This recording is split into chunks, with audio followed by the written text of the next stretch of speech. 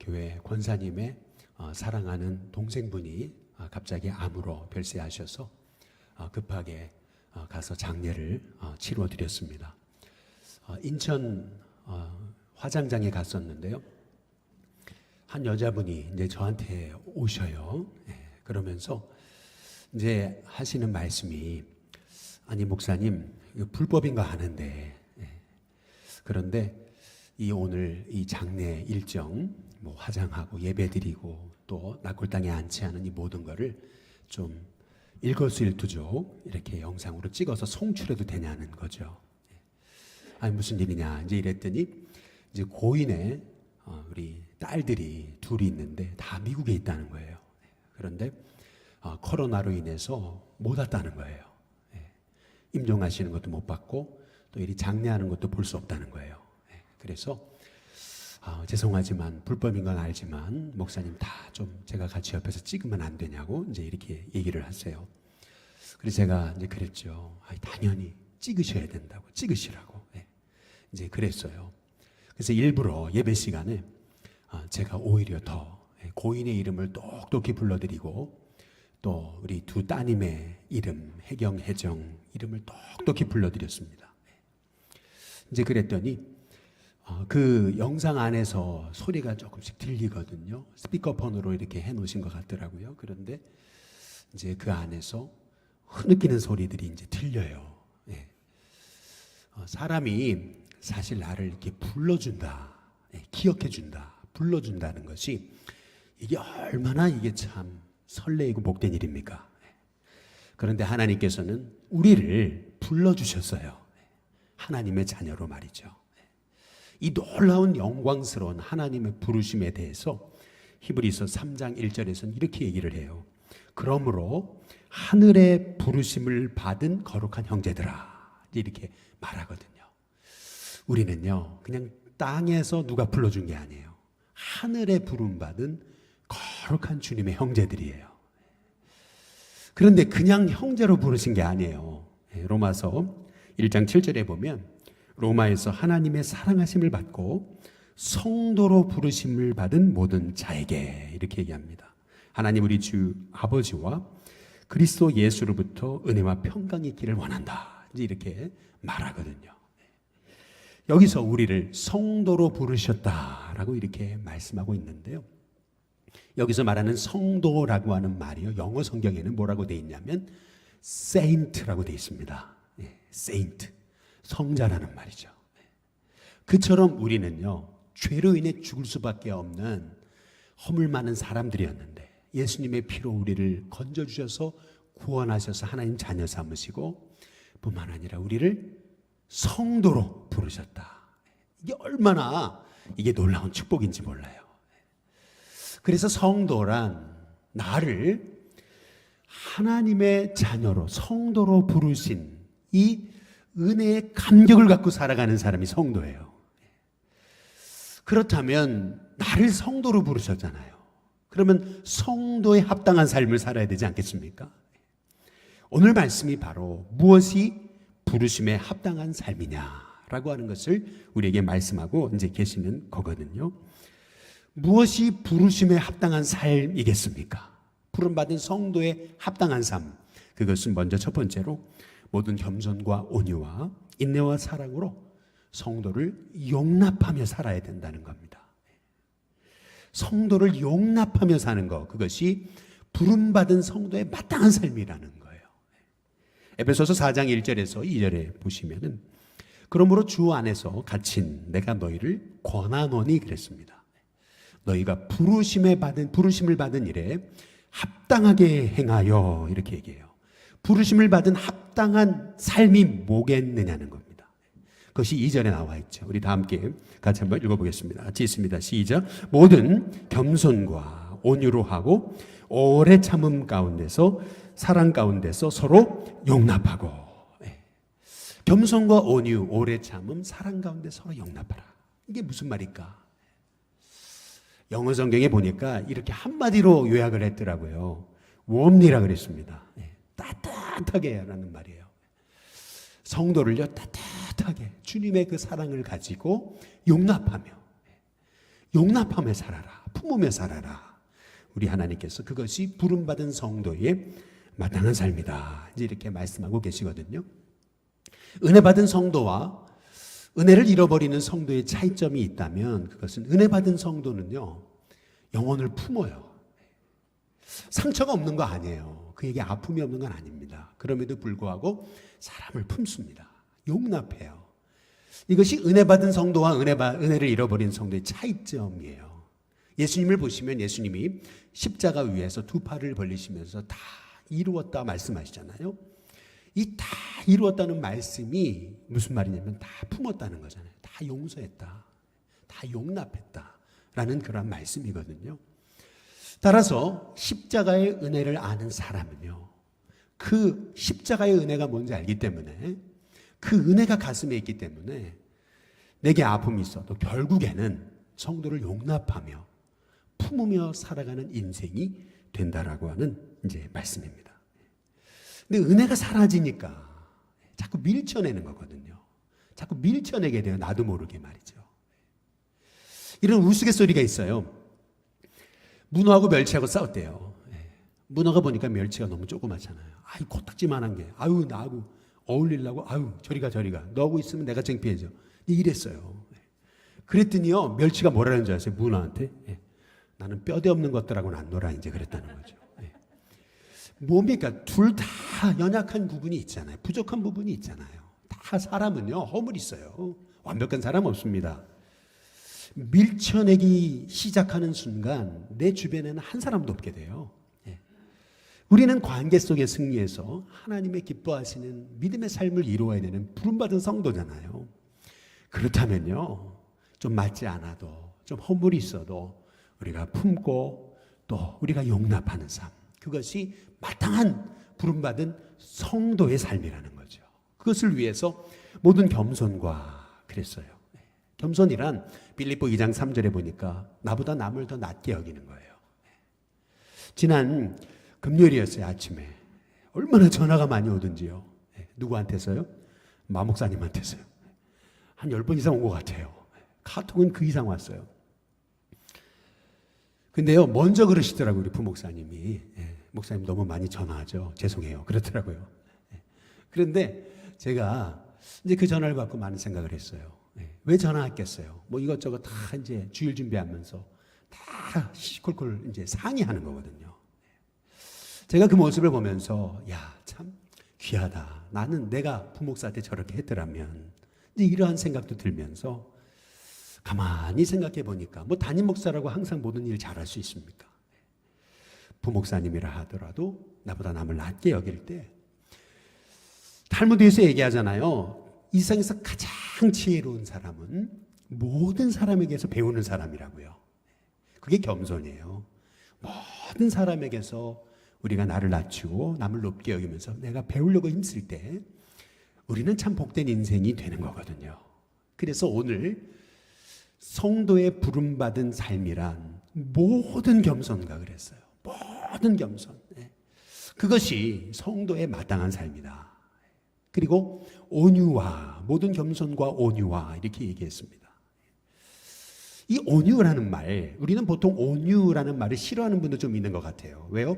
사람이 약해 빠지게 보이니까, 그냥 물러터지게, 그냥 우유부단한 사람처럼 보이니까. 그러나 성경에서 말하는 온유는 그런 게 아니에요. 야생마를 생각해 보시면 이 야생마가 얼마나 힘이 넘쳐납니까? 근데 주인의 손에 딱 붙들려서 훈련받고 또 단련되니까요, 그 야생마가요 명마가 되잖아요. 자기 힘을 딱 주인이 원하는 것에 집중하잖아요. 그러니까 그 명마를 통해서 얼마나 그 주인이 영광 받습니까? 마찬가지예요. 우리도요 온유한 백성이 돼야 돼요. 이 온유라는 프라우테스라고 하는 말을 최초로 쓰신 분 바로 예수님이거든요. 나는 마음이 온유하고 겸손하니 내게 와서 배워라. 끊임없이 우리가 예수님에게서 온유를 배워야 되는데, 그 예수님이 말씀하신 온유가 뭐냐는 거예요. 하늘 권세를 가지셨어요. 죽은 자도 살리실 수 있는 분이에요. 그러나 그 권세를요 자기 사적인 감정으로 사용하지 않으세요.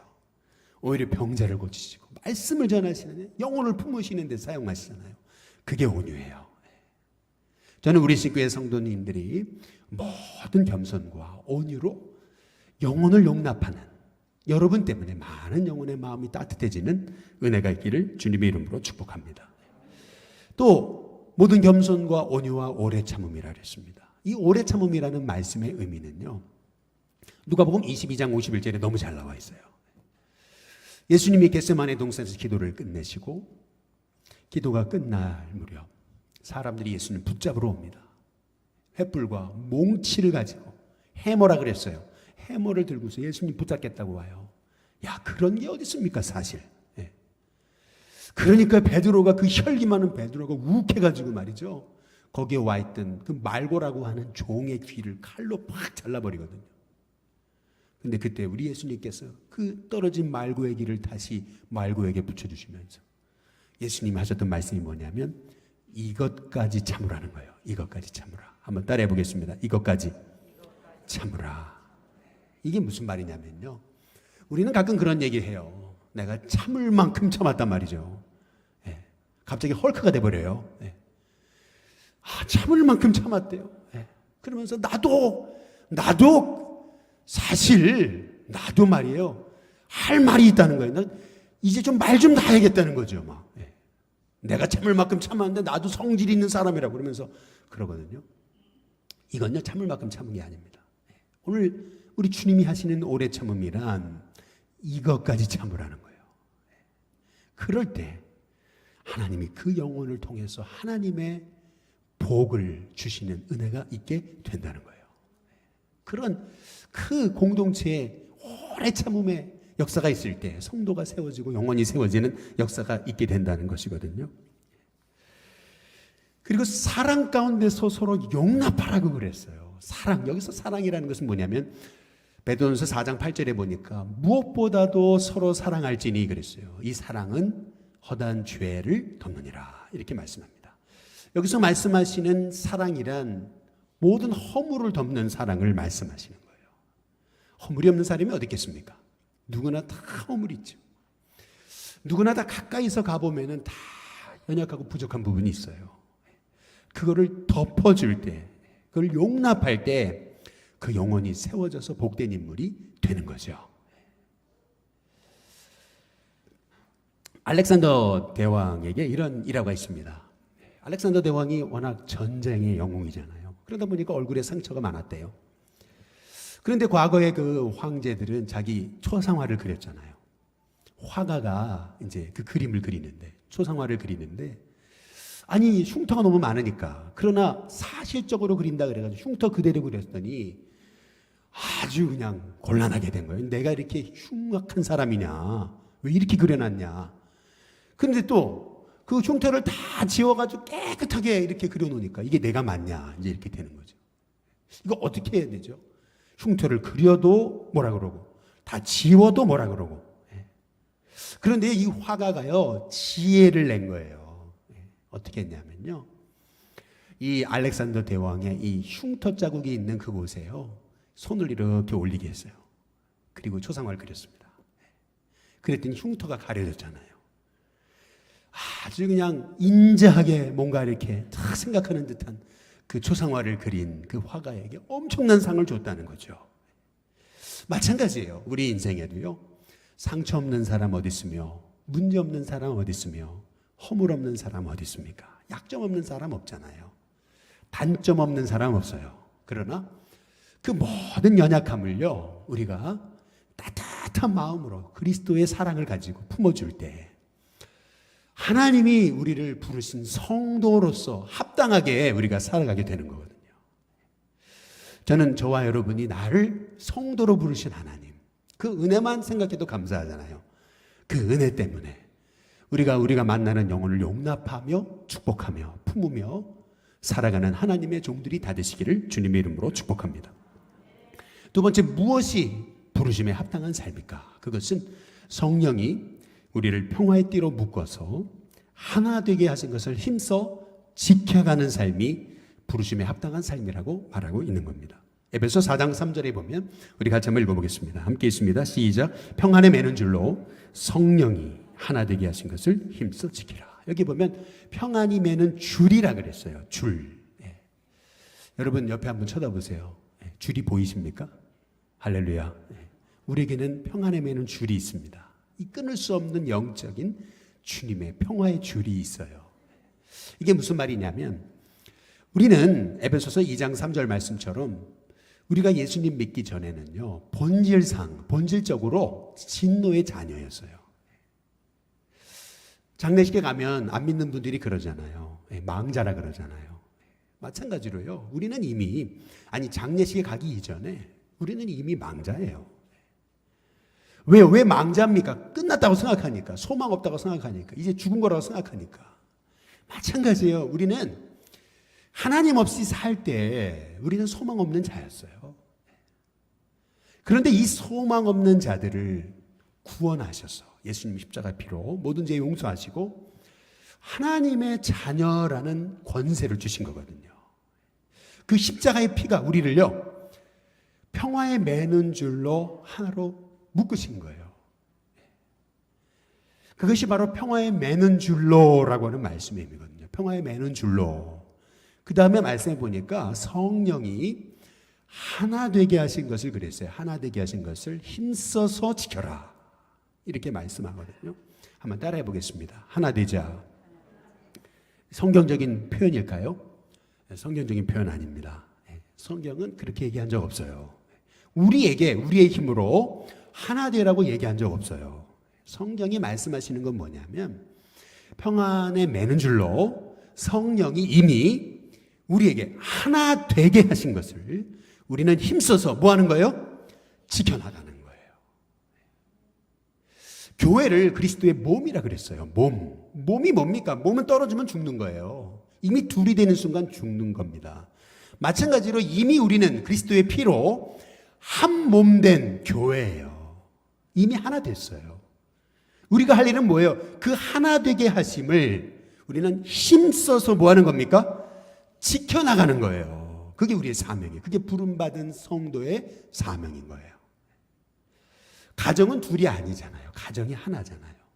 그러니까 남편이, 아내가 그 가정을 지키기 위해서 어떤 어려움이 있어도 그 가정을, 자녀를 지키기 위해서 힘쓰고 애쓰는 거, 하나됨을 유지하기 위해 힘써 지키는 거, 이거 참 복된 일이거든요. 그래서 에베소서 4장 4절에 이렇게 말씀하시는 겁니다. 우리 같이 한번 읽어보겠습니다. 함께 있습니다. 시작. 몸이 하나요 성령도 한 분이시니 이와 같이 너희가 부르심에 뭐예요? 한 소망 안에서 부르심을 받았느니라. 이미 우리는 그리스도의 한 몸 된 형제 자매예요. 이미 성령이 평안에 매는 줄로 우리를 하나 되게 하셨어요. 우리가 할 일은 뭐냐? 이 하나됨을 힘써 지켜나가는 거예요. 어머니가요, 가정이 그렇게 어려워도 그 가정을 지키기 위해 했을 때 여러분 그 가정은 복되게 됩니다. 마찬가지예요. 성도가요, 교회가 어려움이 있다고요, 교회를 나누기보다는 교회의 하나됨을 힘써 지키며 나갈 때 하나님께서 그 삶에 복을 주시는 거예요. 조현산 목사님 얘기하시잖아요. 교회를 개척했는데 성도가 이렇게 싸우더라는 거죠. 교회는 부흥하는데 맨날 뒤지고 먹고 싸우더라는 거예요. 그래서 교인들한테 그런 얘기 했대잖아요. 왜 이렇게 싸우시냐고. 그랬더니 교인들이 그러더래죠. 잘해보자고 싸우는 거 아닙니까? 근데 그때 목사님이 하신 말씀이, 그럼 이제 우리 잘하지 맙시다. 이제 그랬다라는 거죠. 교회 부흥보다 중요한 것은 성령님이 이 교회를 하나 되게 하신 것을 힘써 지켜나가는 거예요. 가정이요, 잘 사는 것보다 중요한 게요, 화목하고 평안한 가정이 되는 거예요. 육선이 가득하고 아주 불화가 가득한 인생이 된다면 참 그 가정 돈 많으면 뭐합니까? 그렇잖아요. 똑같아요. 교회도 똑같아요. 우리 일신교회가 뭐 대단한 대형교회가 돼가지고 하나님 기뻐하시는 게 아니고요, 성령의 하나 되게 하신 것을 힘써 지켜나갈 때 하나님께서 이 교회를 통해서 영광받게 되시는 줄로 믿습니다. 그래서 저는 그런 확신이 있어요. 우리 교회가요, 성령의 하나 되게 하신 것을 힘써 지키기만 해도 하나님은 일신교회에 복을 주십니다. 우리 일신교회가 하나됨을 힘써 지켜나가기만 해도요, 여러분 가정, 자녀, 일신교회를 드나드는 모든 다음 세대는요, 저게 교회구나. 저렇게 교회는 행복한 곳이구나. 야, 교회만 오면 이렇게 기분이 좋구나. 여러분, 그걸 깨닫고요, 그 아이들이요, 그 믿음 안에 살아요. 그래서 우리는 이 성령의 하나 되게 하신 것을 힘써 지키는 것이 부름받은 성도의 사명이다. 이게 제일 큰 사명이다. 뭐 전도, 부흥, 기도, 그 어떤 봉사보다도 최고의 사명은 이 성령의 하나 되게 하신 것을 힘써 지켜나가는 것이다. 여러분, 이것을 깨닫고 우리 신교회 이렇게 복된 교회로 세우시는 저와 여러분이 되시길 주님의 이름으로 축복합니다. 뭐 여러분 이런 얘기 잘 아시잖아요. 6.25 전쟁 때 어떤 지역 하나가 그렇게 우리 한국의 아군들이 많이 죽었더래잖아요. 아니 왜 이렇게 사상자를 냈을까? 군의관을 보내가지고 시신을 연구해 보니까 너무나 군의관이 충격적인 그런 보고를 하더래잖아요. 총알이 날라오면요, 딱 앞에서 뒤로 나갈 때 이게 앞에서 왔냐 뒤에서 왔냐 안다잖아요. 그런데 이상해요. 아니 아군들의 시신이 총알이 앞에서 뒤로 나간 게 아니고 뒤에서 다 앞으로 나갔더래요. 이게 무슨 말이죠? 같은 아군이 총 쏠 줄 몰라가지고 군인은 필요한데 훈련되지 않은 사람을 전쟁의 현장에 보냈더니요, 총을 쏜다고 쏜 게 다 아군한테 쏴버린 거래잖아요. 얼마나 이게 참 안타까운 일입니까? 그래서요, 교회는요, 그냥 평안하기만 해도요, 하나님의 복을 받습니다. 왜요? 주님이 머리 되셔서 우리에게 한량없는 복을 주시기 때문에, 주님, 머리 되신 주님의 인도함을 받아서 하나 돼서 하나님 기뻐하시는 일을 향해 나가기 때문에, 여러분 그런 교회는 하나님의 복을 받지 않을래야 정말 하나님이 복을 주시지 않을 수가 없는 거예요. 여러분 이런 우리 일신교회 될 수 있기를 주님의 이름으로 축복합니다. 에릭 골드만이라는 분이 쓴 하버드에서 찾은 하나님이라는 책이 있습니다. 이분은 유태인이었습니다. 이분의 가정은요, 본래 참 행복하고 또 신앙적인 가정이었다는 거예요. 이분이 이 책에서 자기 인생에서 뼈저리게 경험한 이 하나됨의 중요성에 대해서 그는 이렇게 간증하고 있어요. 어린 시절을 회고하면서 가장 아름다운 추억 가운데 하나, 그것은 가족의 하나됨이었다는 겁니다. 그분이 이런 얘기를 해요. 5살 무렵에 자기 가족들이 식탁 주위에 모여서 가족들이 이렇게 모여있는 모습을 이렇게 회상하고 있어요. 제가 그대로 읽어보겠습니다. 안식일인 금요일 저녁 모든 식구가 목욕을 하고 황금빛 촛불이 은은히 비치는 식탁에 둘러 앉아 있습니다.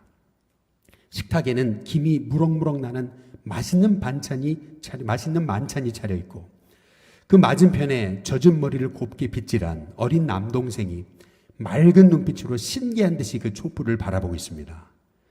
그 옆에 곱게 따은 머리에 예쁜 핀을 꽂은 2살 위의 누이, 그리고 식탁에 둘러앉아 함께 기도하시던 아버지, 그리고 어머니의 모습. 여러분 이게 이 에릭 골드만이 회상하는 어린 시절에 가장 행복했던 기억이라는 거예요. 가족이 이렇게 하나 돼가지고 식탁에 둘러앉아서 하나님을 예배하던 모습, 이것이 가장 그 행복한 기억이었다는 거예요. 그런데 이분의 행복은 이분이 6살 되던 해에 산산이 깨지고 맙니다. 아버지와 어머니가 헤어진 다음에 이분은 여러 고아원을 전전하다가 결국 다른 지방에 가게 됐다 그래요. 그러면서 사랑하는 누이와 또 동생과 부모님을 다시는 볼 수 없었다 그래요. 그러나 이분은 그 수많은 어려움을 딛고 일어서 가지고 마침내 뉴욕 타임즈의 아주 대표 기자가 되는 거예요.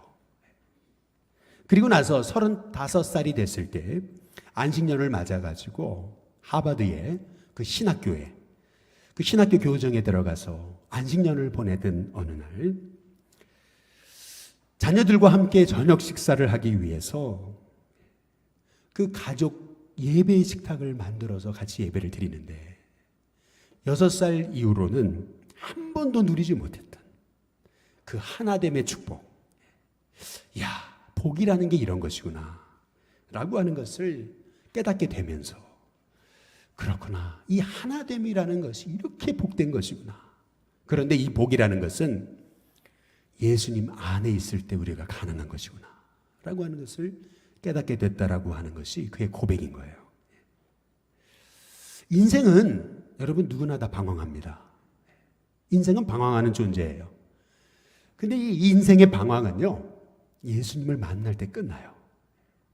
근데 예수님을 만나도 방황하는 사람들이 있어요. 그 인생의 방황, 그 언제 끝나는 줄 아세요?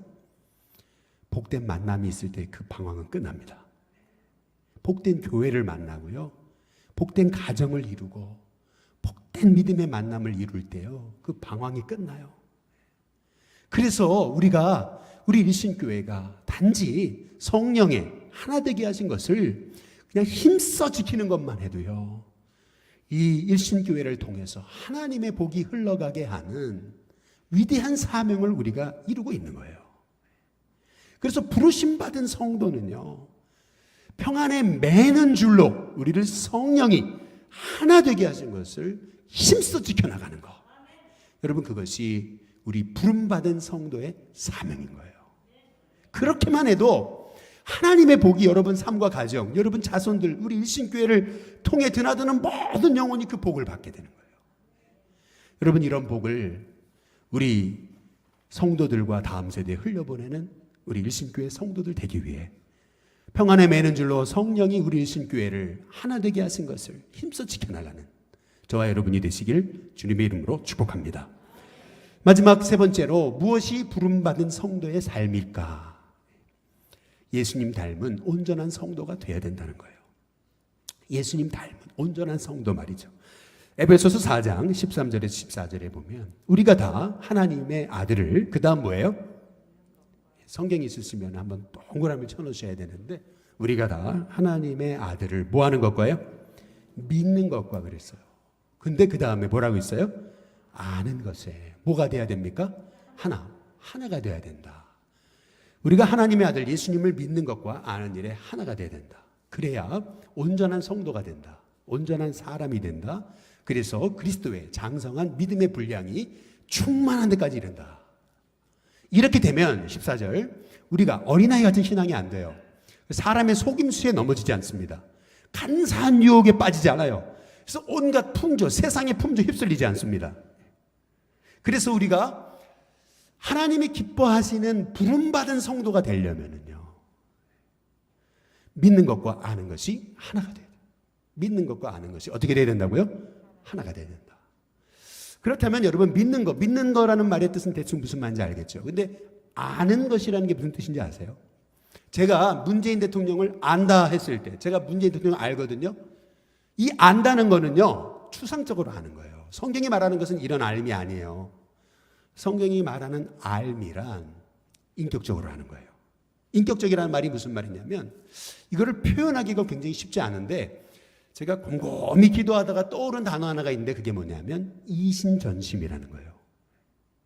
그냥 주님만 생각해도 주님이 어떤 분인지 알아요. 마음이 통해요. 그게 믿는 것과 아는 것이 딱 하나가 된 거예요. 네.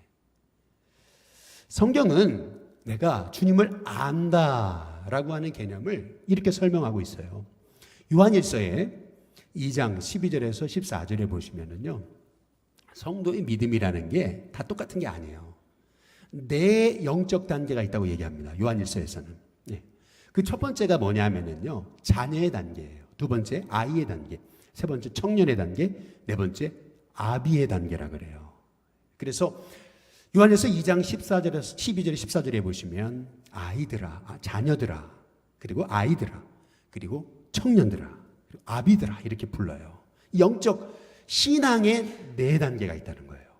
그러면 자녀는 어떤 사람이냐면요, 너희가 그의 이름으로 죄 사함을 받았으며 이렇게 얘기하거든요.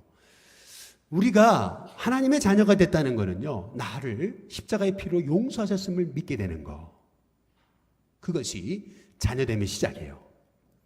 그러면 이 자녀가 이제 아이가 되거든요. 아이는 어떤 사람이냐면, 성경의 요한일서에 보니까 2장에 아버지가 누구신지를 알게 되는 거, 그것이 바로 영적 아이다 이렇게 얘기합니다. 하나님이 어떤 분이신지 알아가잖아요. 그러니까 그에게 시작되는 게 뭐죠? 기도예요. 기도를 시작해요. 아이들이 부모님께 엄마 저쪽 시작하잖아요. 마찬가지입니다. 우리가 이제 구원받은 하나님의 자녀가 되고 영적 아이가 되기 시작하면 하나님께 기도하게 돼요. 기도하고 싶어야 돼요. 이건 마땅한 거예요. 그렇게 기도하며 살다가 성도는 자녀에서, 아이에서 이제 청년 신앙을 갖게 되거든요. 그 청년 신앙이라는 게 뭐냐면 너희가 악한 자와 싸워 이겼음이라 이렇게 얘기합니다. 악한 자와의 영적 싸움에서 승리하는 사람들이 청년의 신앙을 가진 사람이다. 이렇게 얘기해요. 근데 이제 자녀에서, 아이에서, 청년에서 이제 영적 아비의 신앙이란 뭐냐? 요한일서 2장 13절에서 이렇게 설명하고 있어요. 아비들아, 내가 너희에게 쓰는 것은 너희가 태초부터 계신 이를 알았으며, 이렇게 얘기해요. 태초부터 살아계신 하나님, 그분을 알았다. 가슴 깊이 그냥 주님 바라보기만 해도 어떤 어려움 중에도 흔들림 없이 그분은 날 지키신다. 그러한 흔들림 없는, 믿는 것과 아는 것이 하나 된 성도를 가리켜서 바로 영적 아비라고 얘기하는 거예요. 쉽게 말하면 이런 겁니다. 우리가 바이블 하이킹을 통해 지난주에 하나님이 이스라엘 백성을 출애굽시키신 사건을 배웠잖아요. 근데 하나님 이상하시죠? 출애굽시켜놨으면은 그러면 평안한 길로 인도하셔야 되는데 오히려 이스라엘 백성을 홍해길로 인도하시잖아요. 그 홍해길이라는 게 뭐예요? 막다른 길인 거예요. 아니, 앞에 홍해를 어떻게 건너요? 근데 뒤에서 애국 군대 쫓아오잖아요. 아주 수많은 병거를 가지고 그 당시 최첨단 무기를 가지고 있던 그 마차를 끌고 애국 군대가 쫓아오는 거예요. 그러니까 당연히 어린아이의 신앙을 가졌던 이스라엘 백성들은 뭐라 그래요? 아우성치면서 왜 이런 데 데리고 와가지고 나한테 이를 이렇게 어려움 주고 죽이려고 그러냐고 모세를 원망하잖아요. 그런데요, 모세가 어떻게 합니까? 영적 아비로 부름을 받은 이 모세는 어떻게 해요?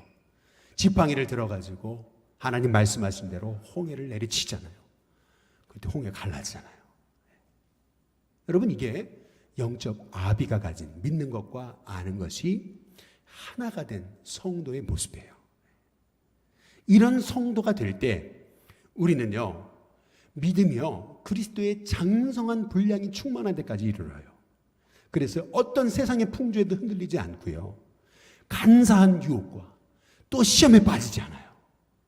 그래서 그런 성도가 있는 그러한 교회, 그런 성도가 세워지는 교회는요, 오늘 말씀 마지막으로 이렇게 얘기하잖아요. 에베소 4장 16절에 보니까 이렇게 얘기하는 거예요. 우리 다 함께 같이 한번 읽어보겠습니다. 같이 읽습니다. 시작. 그에게서 온몸이 각 마디를 통하여 도움을 받음으로 연결되고 결합되어 각 지체의 분량대로 역사하여 그 몸을 어떻게 해요? 자라게 하며, 그리고 사랑 안에서 어떻게 돼요? 스스로 세워진다 그래요. 스스로 세워져요. 어떤 어려움이 있어도요, 그 믿음이 자라요. 어떤 어려움이 있어도 그 어려움이 축복이 돼요. 어떤 고난이 있어도 그 고난 가운데도 하나님 살아계시단 말이죠. 알파와 오메가 되시는 하나님, 내게 홍해를 허락하셨다면 하나님이 홍해로 인도하신 이유가 있을 것이다. 믿음을 가지고 홍해 앞에서도 주눅들지 않고 담대하게 믿음으로 나가는 거거든요. 그럴 때 그 삶을 통해서 홍해가 갈라지는 역사가 일어나는 거예요.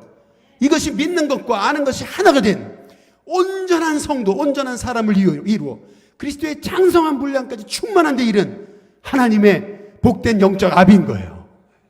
저는 이런 우리 일신교회 성도들 되시기를 주님의 이름으로 축복합니다. 한 여인이 있었습니다. 19명의 자녀를 낳습니다. 옛날에 자녀 많이 낳았잖아요. 그런데도 더 많이 낳은 것 같아요. 많이 낳았지만 많이 죽었잖아요. 이 19명 중에서 9명을 잃었습니다.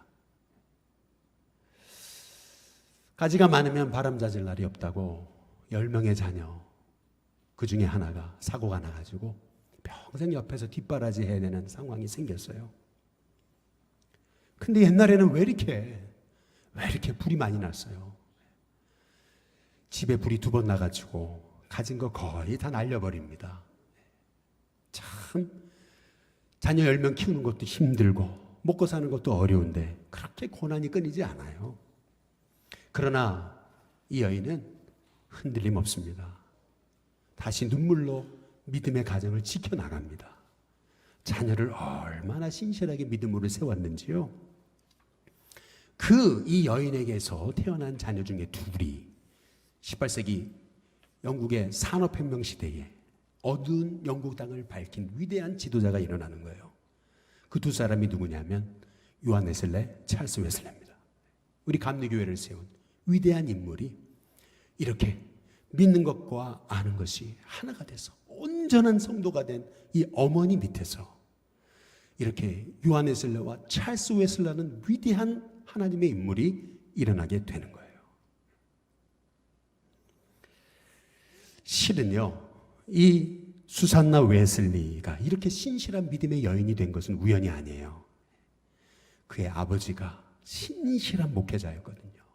가난해도 자녀를 믿음으로 양육했어요.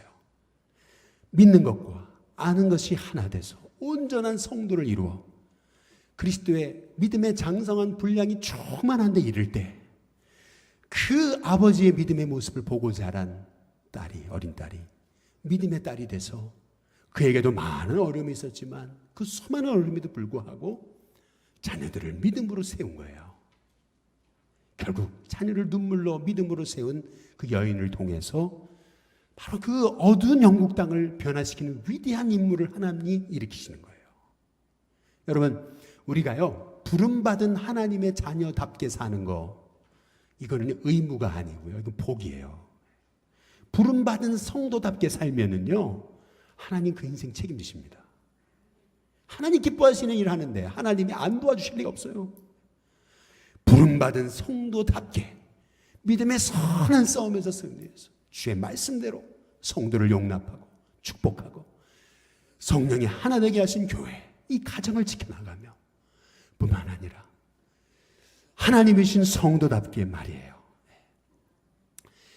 주님이 기뻐하시는 그 예수님 닮은 그 성도가 되기 위해 믿는 것과 아는 것이 하나 되기 위해 끊임없이 하나님 말씀 붙잡고 나가는 저와 여러분, 하나님 복 주시지 않겠습니까?